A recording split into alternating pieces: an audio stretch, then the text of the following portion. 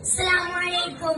ലോകത്ത് മൊത്തം മുത്തുനബിയുടെ കീർത്തനങ്ങൾ പാടിയും പറഞ്ഞുകൊണ്ടിരിക്കുന്ന ഈ സന്തോഷവേളയിൽ കുട്ടികളുടെ പ്രവാചകൻ എന്ന വിഷയത്തിൽ ചിലത് ഞാനും പങ്കുവെക്കാം. റബ്ബ് തൗഫീഖ് നൽകട്ടെ. ആമീൻ.